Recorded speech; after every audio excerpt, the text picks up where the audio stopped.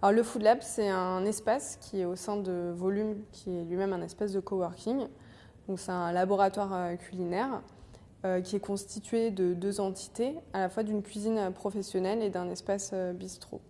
Le Food Lab a plusieurs formats, donc il y a des choses qu'on essaye de pérenniser et de faire de manière régulière, comme par exemple les apéros du mardi, où là je suis en train de mettre en place des déjeuners une fois par semaine, faire venir un chef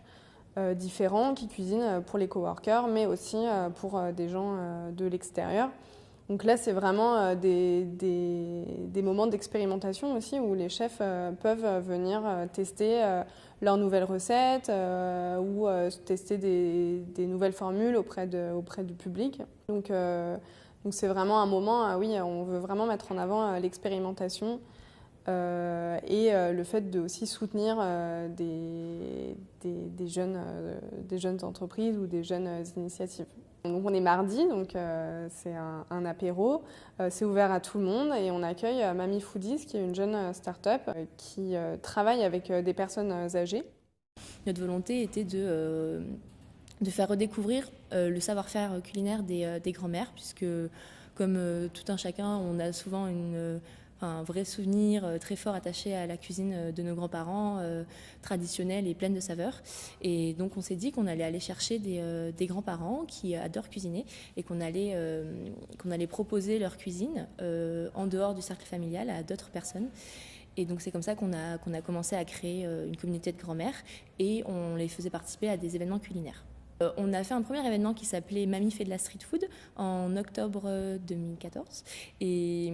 ça a très bien fonctionné, on a eu de très bons retours des personnes présentes et donc on s'est dit que c'était vraiment une belle idée à développer et donc Valentine et moi on avait en plus cette volonté de monter notre propre projet dans une logique entrepreneuriale et moi plus particulièrement l'aspect social du projet m'intéresse beaucoup et le fait de recréer en fait un lien intergénérationnel entre les participants et les grands-parents,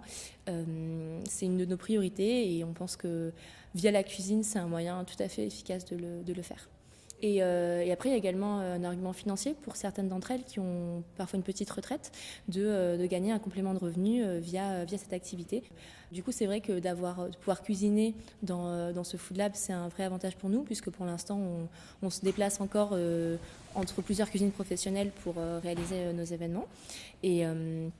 Et du coup, le fait d'être dans un espace aussi où il y a beaucoup de coworkers, de personnes qui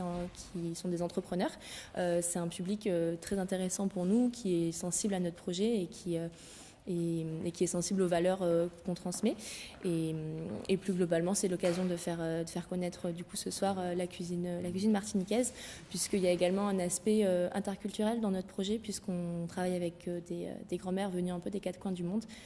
Là, mon travail, c'est aussi de mettre en place une plateforme et un réseau, une communauté de personnes qui sont innovantes et créatives et de pouvoir réfléchir aussi à un moment donné qu'est-ce que serait l'alimentation de demain, où en est aujourd'hui le design culinaire et de pouvoir aussi montrer tout ça et d'intervenir sous différents formats quand on fait appel à nous.